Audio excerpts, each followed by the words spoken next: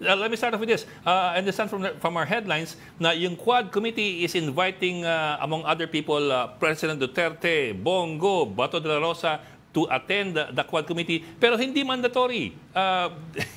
Given po na hindi na si Bato at si Bongo and wala pang imik from Duterte, umaasa ba kayong mag-attend sila?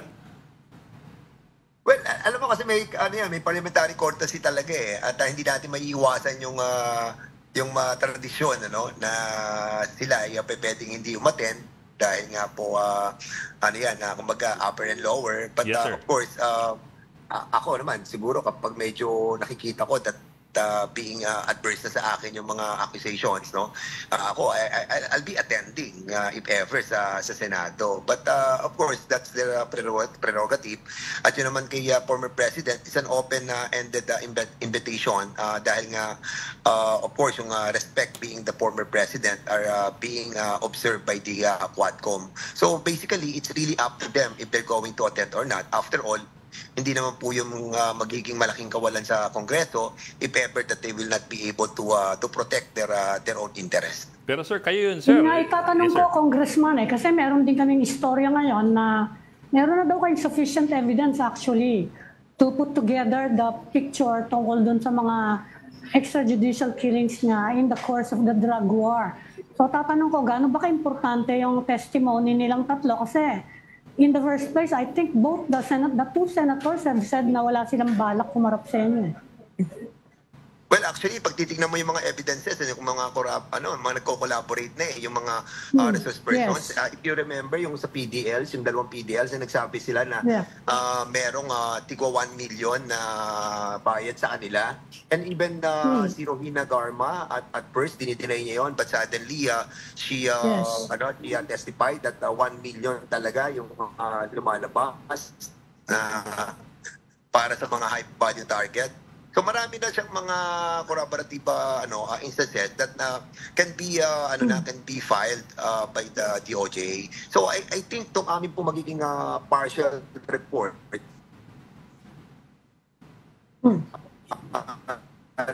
regarding is recommending malaking bagay para doon sa gagawin ng investigasyon ng ating po pamahalaan. Kung nabanggit mo kanina na you're respecting tradition, yun ang dahilan kung bakit Yes.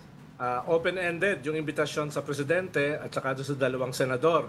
Kahit napaka-overwhelming at saka napaka-compelling ng evidence laban sa kanila. Pero di ba yung House ay sinira na yung tradition na yan?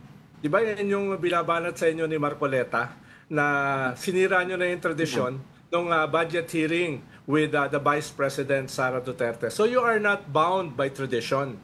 You are bound. You are bound by history. Kasaysayan ang itong mas mahalaga sa inyo eh. Kaya hanggang kailan kaya yung tradition na yan? Ay respeto yung tradition na yan. Well, actually kasi yung tradition na yan, ano lang yan eh, words lang talaga yan, Sek eh. But of course, mismo kasing si Senator Bato ang nagsasabi that he will be respecting yung tradition. And by saying that, sabi niya na he's going to respect that. So basically, hindi na natin siya mako-compel to attend because yun lagi yung premise niya. But I heard that Senator Bongo have manifested his intention to attend ata, no? Parang meron ako nadinig na ganun sa kanyang statement. So, let's give them the benefit of the doubt, no?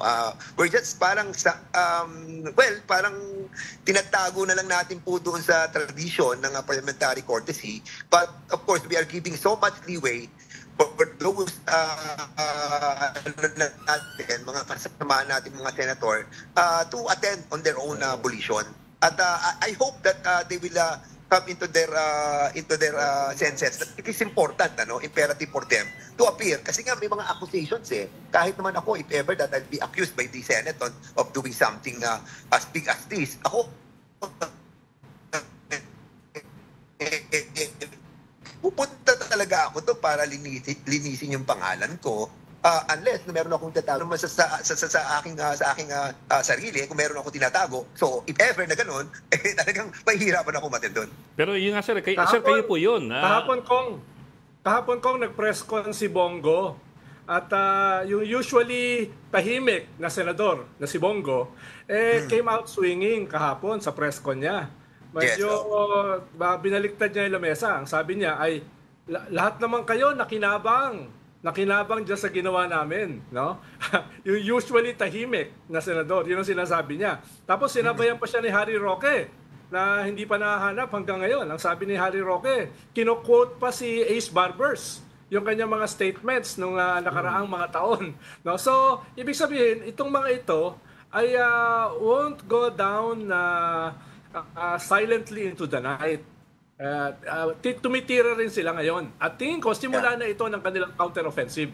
No? Kaya, kaya sinasabi ko na yung dating mga tradisyon, baka medyo nalabas na sa bintana. No? dahil nga pala ito, came out swinging na si Bato at saka si Bongo. No? Ang sabi ni Harry Roque, all of these are rumor mongering. No? Wala itong basihan, etc. etc. So, whether you like it or not, you have to engage itong ganitong klaseng pagtaob nila ng lamesa.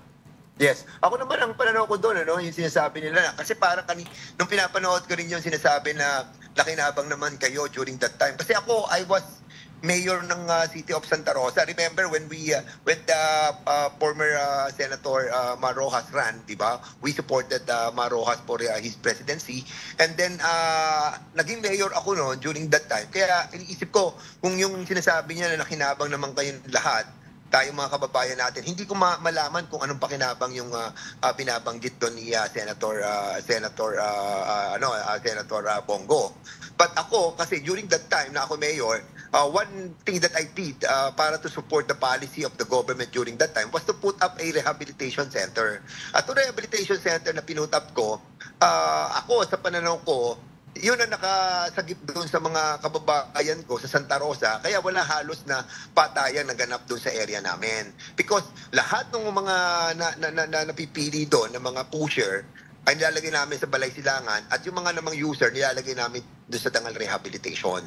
But of course, masasabi natin na yung kanilang policy na according to sa report na 20,000 yung mga namatay, siguro hindi naman lahat ng mga kapulisan, hindi naman lahat ng mga LGU ay nangyaring mga patayan. So ngayon, yung sinasabi mo, Secretary Llamas, that they're trying now to start an engagement with us, basta magbabase lamang kami doon sa mga ebidensya na nilalatag sa Quadcom na sa katotohanan naman talagang hindi naman namin po hinahanap, dumadating na lamang. At sila na mismo ang nagsasalita ng kanilang mga nalalaman dahil siguro out of the, ako ang pananaw ko doon kasi hindi lamang yung konsensya ang tinatamaan sila. Nakikita nila na naiipit na sila and thereby by looking at the criminal procedure natin, yung mga mitigating circumstances, by telling something might help them para hindi masyadong maging aggravating yung kanilang penalty. Kaya yun ang nakikita kong reason kaya dumadami ang ebidensya.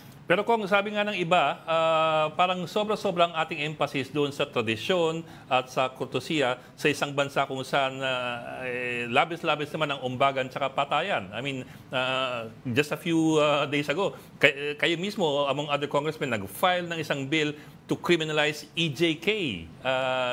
So from your end, at least may recognition na malawak nga ang problema ng EJK na pinawalang bahala ng ilang taon. So, ganun, parang may disparity ba na parang so much emphasis on giving courtesies and tradition versus yung... Yun, sir. Yeah, alam mo, mapapansin mo kasi yung mga balita tungkol doon sa mga patayan na ganyan, tsaka sa mga issue ng mga mapagbabayad, lahat yan nababanggit outside eh. Ngayon lang talaga merong lumabas na isang police at Colonel Rohina Garma na nagsasabi based sa mga pangyayari na kanyang nasaksihan at kanyang nalalaman na sinabi niya mismo doon sa ating Quadcom. And basically, kung pagbabasihan yung kanyang testimony, dito pa lamang nagsimula officially. Yung mga naririnig natin na patayan, bayaran, na kung saan lahat ito ay mga bali-balita lamang. This time, we can somehow summarize that it all started with the pronouncement and the manifestation and the affidavit that was signed by Rohina Garma that indeed itong payment and at pagkakaroon ng tagging sa mga papatayin ang lumabas na under oath at merong executed na affidavit. And thereby, dito tayo magsisimula. Paano mako-collaborate yung mga sinasabing ito ni Garma by inviting those people na pinanggit niya. Unang-una, binanggit niya si Peter Parungo, binanggit niya si Muking, yung isang USEC ng Malacanang. Tapos binanggit niya na nanggagaling ang pera sa Malacanang. At meron pang 5 operatiba na binanggit siya ng mga dating mga former PNP officials. So, doon natin simulan para sa ma-collaborate natin kung totoo sinasabi ni Rohina Garma. Congressman, meron ngayong proposal, Merong proposal ngayon na you share your data with the International Criminal Court. Kung sakasakaling may manghingi sa inyo from the ICC, are you willing to share kung ano man yung mga resulta ng investigasyon nyo? Kasi ako, kahit sa mga records lang? Kasi ako, nakapag-pronounce na ako dati na sista wala na naman tayo dun sa ICC. Sabi ko nga, yun din ang ano ko well, baala sila. Kung kukunin nila yung records natin, public naman yan. They get it. Pero parang kung tayo mag-a-apply sa ICC, ako surely disagree with that. Bahala sila. Basta tang sa atin, we are doing our parallel investigation kung they're going to do a investigation based on the documents that transpired during the Quad Committee hearings. Then nasa kanila po yun. Kasi nga may pronouncement din ng national government on the same level that hindi nila kumbaga hindi tayo makikooperate kasi nga wala na po tayo sa kanila. But of course, merong contention that the crimes were committed during that time na nasa ICC pa tayo. And that is something that is also must be considered. Pero ifo-forward nyo sa DOJ yung findings nyo. Saan nyo ba ifo-forward yan? Kasi yan ang tinatanong din ng ibang tao Saan ba papunta yung mga investigasyon nyo? Like for example, yung po aming 15 mga amendments at mga laws na mga bills na gagawin natin batas, 2 na yun na i-file namin. So ngayon meron pa po kami mga kinokolate na ibang mga bills para eventually unti-unti na ipapile na po natin at we hope that it will be certified urgent by the President considering na malapit na matapos po yung 19th Congress. And yung pong ibang recommendation about doon sa mga kaso na dapat ay i-pursue ng ating pong government, we will be recommending to the DOJ yung submission po in a few weeks. Para po sa ganon. Sabi mo, Kong, tama yung sabi mo na very game changer itong testimony ni Garma. Yes, Lalo na kung makukumbinsin nyo si Leonardo. Dahil si Leonardo, kernel dati nagmamano dyan ng mga general at saka mga chief PNP. Dahil yan ang implementor nung Tokhang. At yun ang inamin ni Garma. Kaya, pero even without the testimony of Leonardo, nagko-corroborate na si Espinido, si Garma, etc. At possibly may iba pa kayong nakasalang na magko-corroborate sa testimony. Si Garma at si Espinido, literally and figuratively, the smoking gun. Hindi lang siya figurative, literally smoking gun yan. Pero kung kasi, nabasa ko na kasi yan noong 2018 pa Nabasa ko yan sa affidavit ni Las Cañas sa ICC. Ang mahalaga ngayon ay ito mismo mga nagsasalita. Yung nakasulat sa testimony ni Las Cañas. Nakasulat pa as early as 2018, nakasulat sa testimony ni Las Cañas si Garma. Si Garma. At nakalagay sa testimony niya na ito daw yung head ng hit squad ni Bongo. Ganun ka-specific yung testimony ni Garma, yung 85 ni Las Cañas, yung 85 pages na testimony niya, nakasulat na yan si Garma at saka si Leonardo. Kasama rin yan doon sa sinubmit ni Senator Trillanes noong 2017. As early as 2017, sinubmit na ni Trillanes yan. Kumbaga, mahalaga yung ginagawa na ngayon ng Quad, pero hindi siya bago in terms of testimony. No? Kaya magko-corroborate sila sa isa't isa. Magko-corroborate sila sa isa't isa. Ang tanong ko, Congressman, paano ang sinasabi kasi nila, yung ginagawa nyo in aid of legislation, di ba? Yung isang mahalagang aid of legislation ay yung sinabi nyo last week na gagawin yung heinous crime ang EJK. Ano nang status nun? Ano nang status ng proposal? Na gagawin yung heinous crime ang EJK. Yes. Napile na namin yung Secretary Llamas, no? So, a few days ago. And then, we will be resuming our session by November after ng UNDAS. And thereafter, it will be read doon po sa plenary and then will be referred to rules for appropriate referral to a specific committee. At pagkatapos doon po magkakaroon na po ng discussion doon, and then pagkaroon ng discussion doon, then we will be putting it back to the plenary. We hope that it can be certified urgent by the President para at least hindi na uli maulit yung mga bagay na nangyari, no? At ano lang, mababalik ko lang yung Llamas yung sinabi mo, Secretary Llamas, ano? Napaka-importante nung sinabi mo na nabasa mo na pala to kay Las Cañas. Kanina yan? Las Cañas. Arturo Las Cañas. So, alam mo, wala kaming alam doon. Ako hindi ko alam yun. Kaya nagugulat ako na sinasabi mo yun. So, since wala akong alam, tapos nangyari yung mga investigation natin, talagang doon pumupunta eh. Kasi nga, truth, katotohanan. So, minsan talagang hindi mo maisa sa isang tabi, no? Na kapag talaga yung katotohanan, yung truth ay talaga sinisikil mo, darating ang panahon na lalabas at lalabas yan. Kong, balikan ko lang yung kanina. I understand what you mean when you said na noong 2016 kayo po yung mayor pa lamang, wala pa kayo sa Kongreso. I think you were elected a congressman noong 2019 up to 2022 and then 2022 until present. But given that, be that as it may, mukhang may punto rin si Bongo when he said na dati pag ang Pangulong Duterte magsalita sa Kongreso at banggitin ang war on drugs, abay palakpakan ng lahat ng congressman. At rarasis bumba ang Kongreso. Of course, not referring to you because in the early days, you were not there yet in Congress. But your colleagues in the committees, your co-chairman, and so on down the line, a lot of these people were also very, very supportive of the war on drugs, despite the overwhelmingly brutal messaging being presented by the former president publicly. He was talking about feeding the dead to the fish in Manila Bay and kill. Those were all red flags na parang ngayon lang napapansin, ngayon wala na siya sa poder. So medyo may ganung pong may ganung tanong yung mga tao na bakit parang bigla nagbagong ihip ng hangin. Of course, alam natin nasagot. Kahit pa parang nagbagong ihip ng hangin na radically by the same people who used to cheer the president on. Many of them are now prosecuting EJK. Kasi parang ngayon lang naman natin nalaman yung katotohanan behind the concept of the war on drugs eh. Kasi kahit ako nung mayor saka naging congressman ako, kasi ang aking assumption that the war on drugs is really true.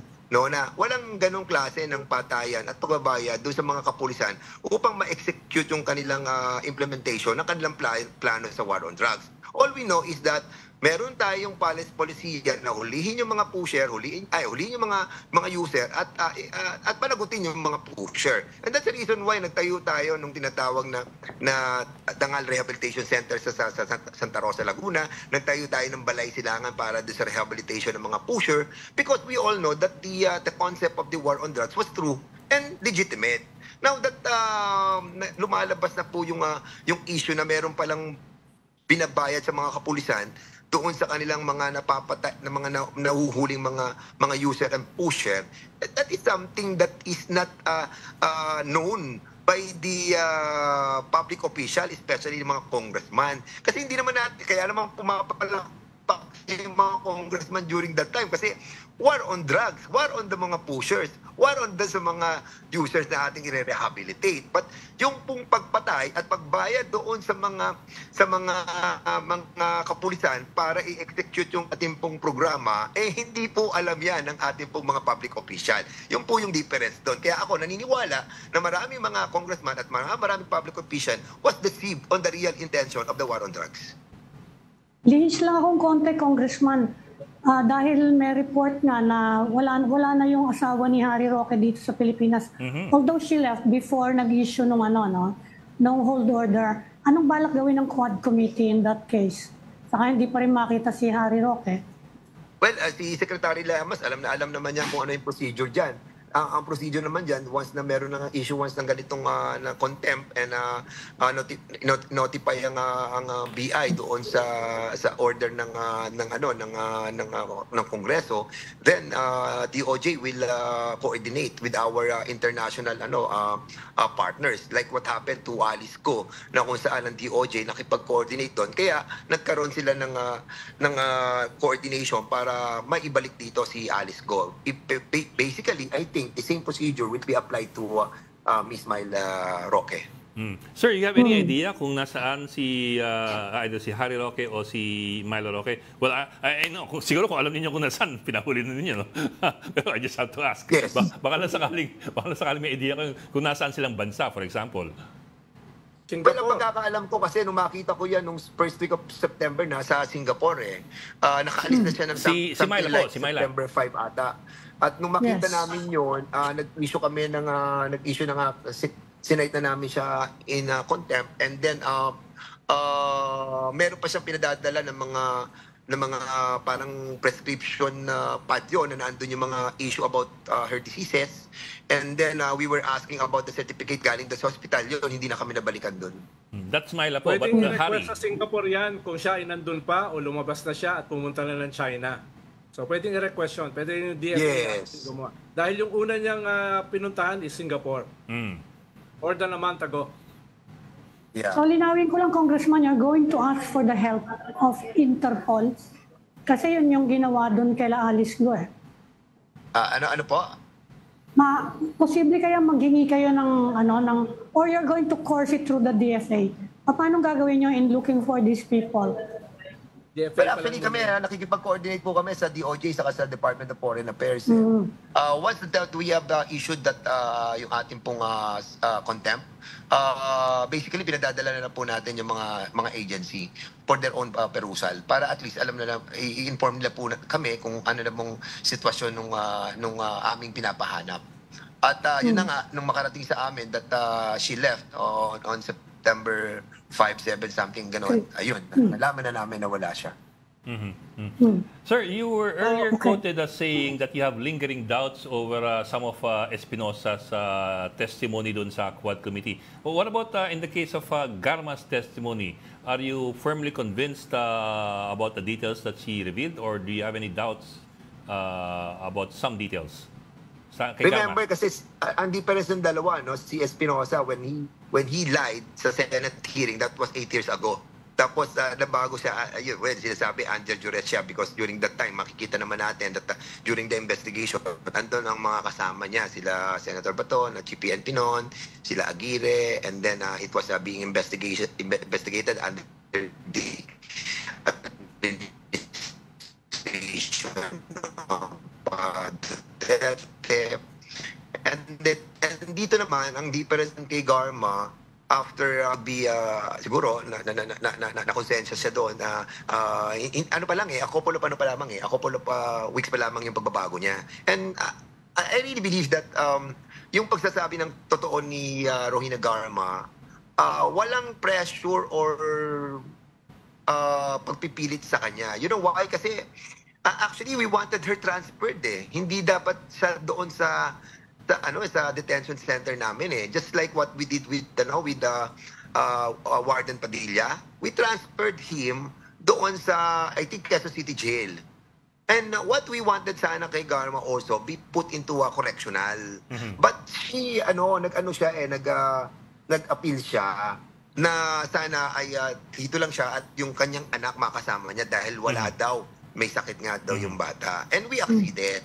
But what I'm trying to point out, we wanted sana yung mga resource persons namin ilabas na lang para walang pressure sa amin din at sa kanila. Baka mamaya may kumausap sa kanila. But ako, I should know, no? Kasi ako being one of the chairman ng Quadcom, malalaman namin yan kung may namembressure sa ating mga resource person. And that is one, tabu sa amin yan. Kasi we all know what will happen eh.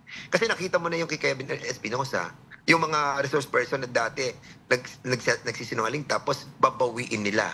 We don't want that to happen and be accused someday that we pressured yung mga resource persons natin. And that will be something so painful.